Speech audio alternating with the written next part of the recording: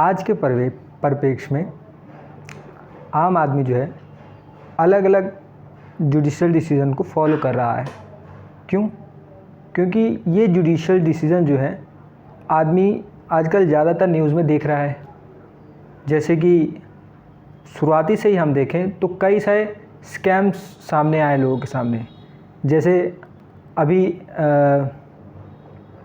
ये कोयला स्कैम जो था, इंडियन कोल स्कैम का, देन उसके बाद आया था कॉमनवेल्थ गेम का स्कैम, एंड देन अभी जो चल रहा है एक स्कैम जिसके ऊपर कार्रवाई चल रही है, नेशनल हेराल्ड स्कैम। तो ये अलग अलग प्रकार के स्कैम हैं। पर ये स्कैम होते क्यों हैं? इसके कारण है हमारे जुडिशरी में, हमारे एग्जीक्यूटिव में फैला हुआ एक करप्शन। बिल्कुल करप्शन जो है वो हमारे एग्जीक्यूटिव में अपना पैर पसार चुका है, जिसके कारण एक आम आदमी जो है, जो गवर्नमेंट पॉलिसी बनाती है उसके लिए, उसका फ़ायदा बिल्कुल नहीं ले पा रहा। अब हम देखते हैं कि कितने प्रकार के करप्शन होते हैं। करप्शन वैसे 3 प्रकार के होते हैं। पहला होता है पॉलिटिकल करप्शन। पॉलिटिकल करप्शन वो होते हैं जो मिनिस्टर वगैरह करते हैं या एमएलए वगैरह करते हैं। ये आमतौर पे हम लोग सामने जल्दी आते नहीं, और जब आते हैं तो बड़ी बिल्कुल हेडलाइन बना के आते हैं। और दूसरे होते हैं एडमिनिस्ट्रेटिव स्कैम, या कह सकें एडमिनिस्ट्रेटिव करप्शन। ये जो होता है करप्शन, ये एक सिस्टमेटिक वे होता है करप्शन का। ये एक आम आदमी को कभी पता नहीं चल पाता जब तक वो इस पद्धति में पढ़ता नहीं या फिर इस कोर्स में पढ़ता नहीं।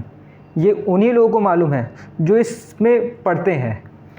और दूसरा होता है पीटी एंड ग्रांट करप्शन। ये छोटे छोटे करप्शन होते हैं।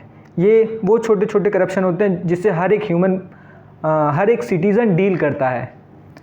तो अब हम बात करेंगे कि इन करप्शन को कैसे डील करे। एक आदमी जो है इन करप्शन से कैसे डील करे। अगर कोई पब्लिक सर्वेंट ने उससे करप्शन मांगा, उससे पैसा मांगा कुछ काम करने के लिए, या कोई भी बेनिफिट मांगा उसका काम करने के लिए, तो वो कैसे डील कर सकता है। तो इसके लिए विधि में कई सारे प्रावधान हैं। जैसे कि आईपीसी में भी है। आईपीसी में पब्लिक सर्वेंट अगर आपसे कोई बेनिफिट मांगता है अपना कार्य करने के लिए, तो आप उसके ऊपर कार्रवाई कर सकते हैं। फिर एक अलग एक्ट बना दिया गया आईपीसी से निकाल के, जिसको हम कहते हैं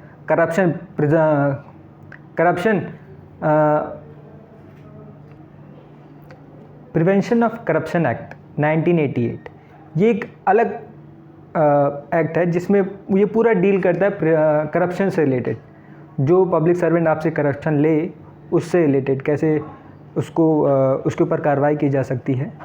ठीक है, पर ये थोड़ा रिजिड हो जाता है। अब इससे भी सरल, क्योंकि एक आम आदमी सोचता है कि क्यों वो किसी कानूनी प्रक्रिया में ज़्यादा फंसे, तो इसके लिए सरकार ने बनाया है उसके लिए लोकपाल और लोकायुक्त। ये 2 अलग अलग बॉडी हैं। लोकपाल सेंट्रल में रहती है और लोकायुक्त स्टेट की होती है। लोकायुक्त हर स्टेट की अलग अलग है, स्टेट ने बना रखा है उसको। और लोकपाल जो है वो सेंट्रल एम्प्लॉयड से या सेंट्रल मिनिस्टर से डील करती है। अब हम पहले बात करते हैं लोकपाल की। तो लोकपाल को अपॉइंट कौन करता है? लोकपाल को सीधे अपॉइंट करता है हमारा प्रेसिडेंट। वो भी नॉमिनेशन लेता है किससे?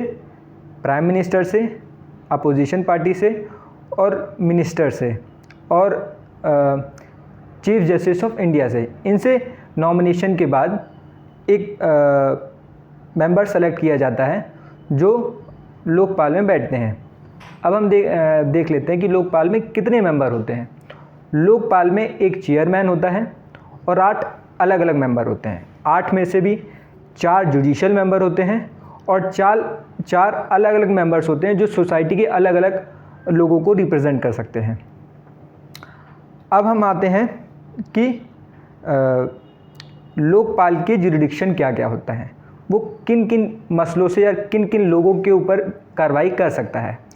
तो लोकपाल जो है वो प्राइम मिनिस्टर को या प्राइम मिनिस्टर के ऊपर कार्रवाई कर सकता है अगर कोई शिकायत आए उसके पास। तो दूसरा कि वो मिनिस्टर ऑफ पार्लियामेंट, अगर किसी मिनिस्टर ने कोई ऐसी कार्रवाई की जो आपको लगता है करप्शन है या कभी करप्शन से रिलेटेड कोई कार्रवाई की तो उसके ऊपर वो डील कर सकता है।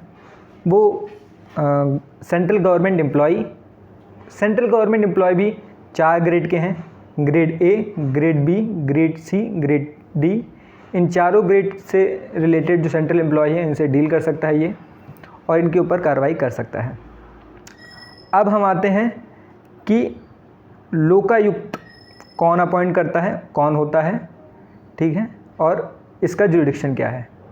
तो लोकायुक्त जो है वो अपॉइंट किया जाता है गवर्नर ऑफ स्टेट के द्वारा। हर स्टेट का अपना अपना लोकायुक्त होता है। गवर्नर ऑफ स्टेट को नॉमिनेशन देता है ये चीफ मिनिस्टर, और जो हाई कोर्ट का जज है ये दोनों नॉमिनेट करते हैं और गवर्नर अपॉइंट करता है। अब जो लोकायुक्त है वो किन किन लोगों से डील कर सकता है, मतलब जुरिडिक्शन क्या क्या है उसके। तो इसका जुरिडिक्शन है कि ये जो मिनिस्टर्स हैं उनसे कर सकता है, जो पब्लिक सर्वेंट हैं उनसे कर सकता है, जो सेक्रेटरीज़ हैं, higher official government employee in state, उनसे डील कर सकता है ये, ठीक है, उनके ऊपर कार्रवाई कर सकता है ये। अब हम आ जाते हैं पावर से रिलेटेड। इनके पास क्या क्या पावर हैं। इनके पास अलग अलग पावर्स हैं, जैसे कि सबसे पहली पावर, ये लोकायुक्त और लोकपाल के पास वो सारी पावर है जो एक सिविल कोर्ट के पास होती है। दूसरी पावर, ये कोई भी रिपोर्ट मंगा सकते हैं किसी भी गवर्नमेंट के डिपार्टमेंट से। और तीसरी पावर कि ये इंस्पेक्ट कर सकते हैं किसी भी गवर्नमेंट डिपार्टमेंट में, और रेड कर सकते हैं करप्ट पब्लिक ऑफिशियल के घर पे। और चौथी पावर जो है इनकी कि अगर इनको इन्वेस्टिगेशन के लिए किसी और अथॉरिटी की ज़रूरत पड़ती है, जैसे कि CBI या ED, तो ये इन्वेस्टिगेशन को उनसे भी करवा सकते हैं। आज की इस वीडियो में इतना ही। अगर आपको कोई ऐसा केस में आप फंसे हैं, या अगर आपको कोई प्रकार की सहायता चाहिए लोकपाल और लोकायुक्त से रिलेटेड, तो आप हमारे दिए गए कॉन्टैक्ट नंबर जो कि डिस्क्रिप्शन में है उसमें संपर्क कर सकते हैं। धन्यवाद।